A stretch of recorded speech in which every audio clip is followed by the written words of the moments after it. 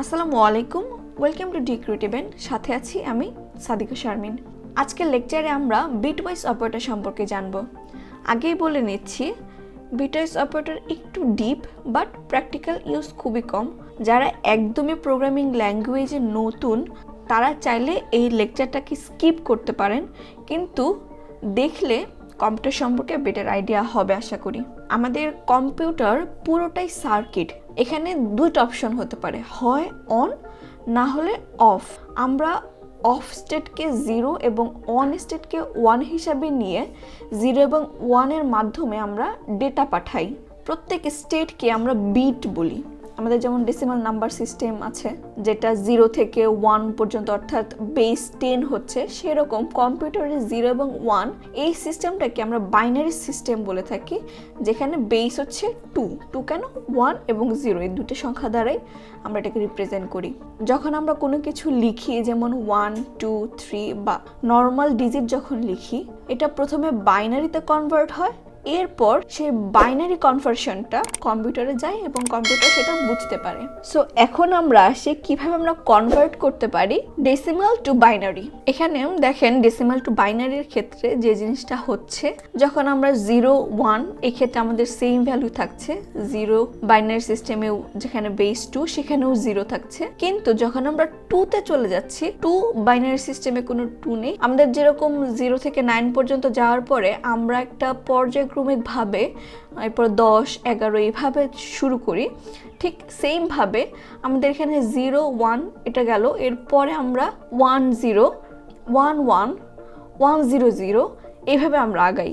So এখানে দেখেন 2-এর value হচ্ছে 10, 3-এর ভ্যালু হচ্ছে 11, 4-এর ভ্যালু হচ্ছে 100। আপনি যদি গুগলে ডেসিমাল টু বাইনারি বা বাইনারি টু ডেসিমাল কনভার্সন লিখে সার্চ দেন, তাহলে আপনারা যে কোনো নাম্বারের জন্য ডেসিমাল থেকে বাইনারি বা বাইনারি থেকে ডেসিমালের একটা কনভার্সন দেখতে পাবেন। তাছাড়াও আরও ছিল অক্টা, হেক্সা, বাট ওগুলো আমাদের এখন লাগছে না, সুতরাং আমরা ওটা নিয়ে কথা বলছি না।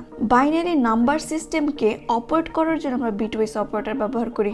বিটওয়াইজ অপারেটরগুলো হলো and, or, XOR, not, left shift operator এবং রাইট শিফট অপারেটর। সো এখন আপনাদের মাথায় প্রশ্ন আসতে পারে, লজিক্যাল অপারেটরেও এন্ড, অর, নট দেখেছিলাম। আসলে ডিপলি দেখলে জিনিসটা সেমই, কিন্তু অপারেশন ভিন্ন। বাইনারিতে যদি আমরা 0-কে ফলস এবং 1-কে ট্রু হিসাবে ধরি, তাহলে দেখবেন ওভারঅল লজিকটা সেমই। ডিফারেন্সটা হলো বিটওয়াইজ অপারেটরে এন্ড, অর এগুলোর যে সাইন থাকে সেগুলো সিঙ্গেল সাইন থাকে এবং এটা শুধুমাত্র বাইনারি নাম্বার সিস্টেমে কাজ করতে পারে। যখন আমরা নর্মাল ডেসিমাল নাম্বারের ক্ষেত্রে দেই, প্রথমে এটা বাইনারিতে কনভার্ট করে নেয়, এরপরে অপারেশনটা এক্সিকিউট করে। সো আই থিঙ্ক ব্যাপারটা বুঝতে পেরেছেন। এখন আমরা দেখি অপারেটরগুলো কিভাবে কাজ করছে। সো আমরা চলে আসলাম বিটওয়াইজ এন্ড অপারেটরে। আমরা বিটওয়াইজ অপারেটরকে বোঝানোর জন্য আমরা ট্রুথ টেবিল ইউজ করি। ট্রুথ টেবিল বলতে বোঝায় অপারেটর কিভাবে কাজ করে। আমরা এখানে দুইটা অপারেন্ডের হিসেবে দিয়েছি।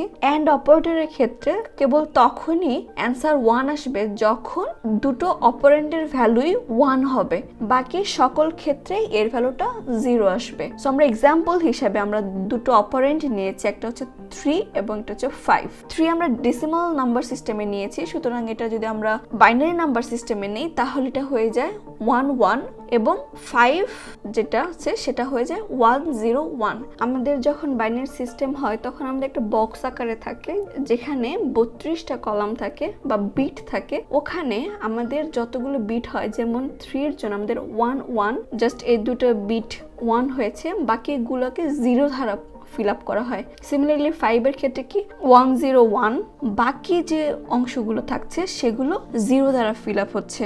এখন যদি আমি বিটওয়াইজ এন্ড অপারেটর করি তাহলে কি হচ্ছে দেখেন, আমাদের 3-এর ক্ষেত্রে 0, 1, 1 এবং 5-এর ক্ষেত্রে 1, 0, 1। তাহলে দেখেন এখানে এন্ড অপারেটরের মানে হচ্ছে যখন দুটো ভ্যালুই 1 হবে তখনই শুধুমাত্র আমাদের ভ্যালুটা 1 আসবে। আমরা যদি রাইট সাইড থেকে শুরু করি তাহলে প্রথমে 1, 1 = 1 1 চলে আসছে। এরপরে কি আছে 1 0, তাহলে এটার ভ্যালু 0 চলে আসবে এবং 0 1 এটার ভ্যালু 0 চলে আসবে। সুতরাং আমরা যখন বিটওয়াইজ এন্ড অপারেটর করব তখন আমাদের রেজাল্টটা আসবে 1। সো আমরা কোড এডিটরে গিয়ে দেখি আমাদের ভ্যালুটা ঠিক আসছে কিনা। চলে আসলাম আমাদের কোড এডিটরে, আমি অলরেডি সেটআপ দিয়ে রেখেছি। সো এখন আমরা দেখতে যাচ্ছি and operator, bitwise and operator কিভাবে কাজ করে। সো এর জন্য আমি ডিরেক্ট কনসোল লগ করছি, কনসোল লগ 5 and 3, এটার ভ্যালু কত আসে। সো আমাদের আসা উচিত 1, সো 1 চলে এসেছে। সো এরপরে আমরা চলে আসি অর অপারেটরের ক্ষেত্রে।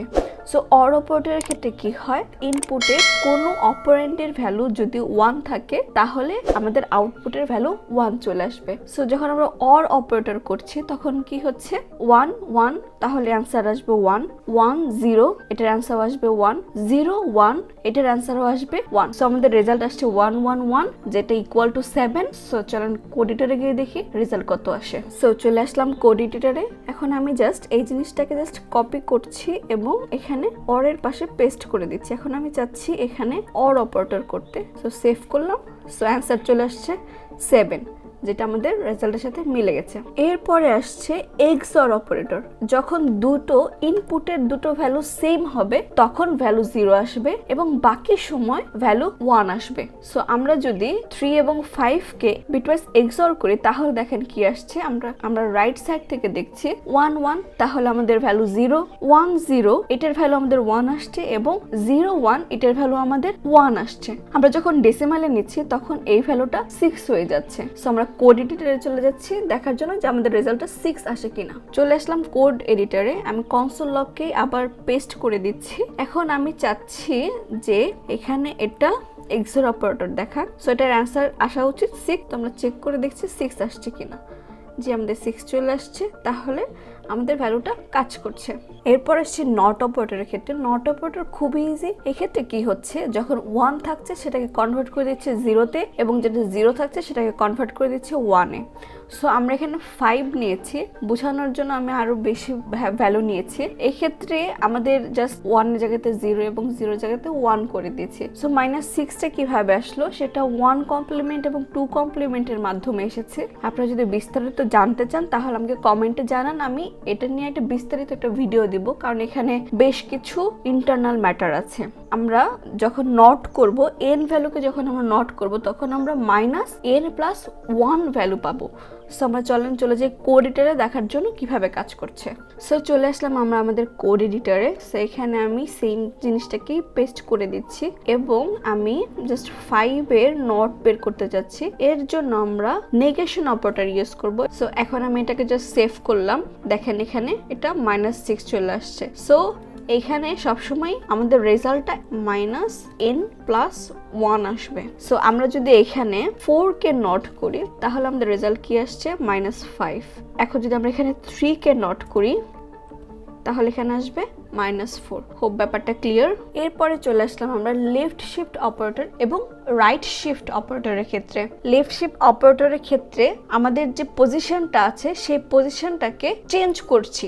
লেফট শিফটের মানে হচ্ছে আমরা লেফটের দিকে শিফট করছি এবং রাইট শিফটটা হচ্ছে রাইটের দিকে শিফট করছি। 5 লেফট শিফট অপারেটর 1 এর মানে হচ্ছে যে আমি এক ঘর লেফটে শিফট করব।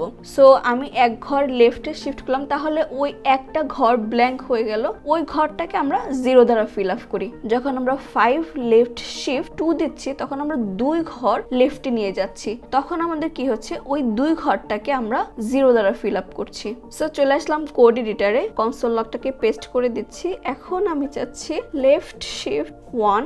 সো এটার ভ্যালু কত আসবে, এটার ভ্যালু আসা উচিত 10। সো 10 চলে এসেছে। এখন যদি আমি 2 দেই মানে হচ্ছে আমি 2 ঘরকে সরাচ্ছি, আমাদের রেজাল্ট চলে আসা উচিত 20, যেটা আমাদের ক্যালকুলেশনের সাথে মিলে যাচ্ছে। সুতরাং অ্যান্সারটা ঠিক আছে। এরপর আসি রাইট শিফট অপারেটরের ক্ষেত্রে। রাইট শিফট অপারেটরে কি হচ্ছে, আমরা একটা পজিশন অনুযায়ী রাইটের দিকে শিফট করছি।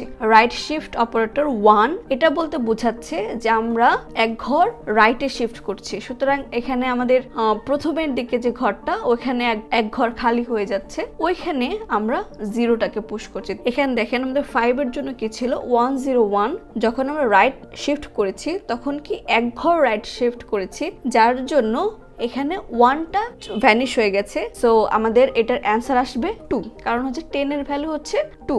সিমিলারলি যখন আমরা 5কে 2 দিয়ে রাইট শিফট করছি, তার মানে কি হচ্ছে যে আমি 2টা পজিশন রাইটে নিয়ে যাচ্ছি। 101 থেকে 01 এই দুটো ভ্যানিশ হয়ে গেছে, সুতরাং এটার ভ্যালু চলে আসছে 1। So I think clear. এখন আমরা কোড এডিটরে চলে যাচ্ছি। আমি এখন কনসোল লগটাকে আবার পেস্ট করছি। এখন আমি চাচ্ছি সো রাইট শিফট অপারেটর কি দিলাম, 1 দিলাম। সো এই ক্ষেত্রে আমাদের অ্যান্সার কত আসছে, অ্যান্সার আসছে 2।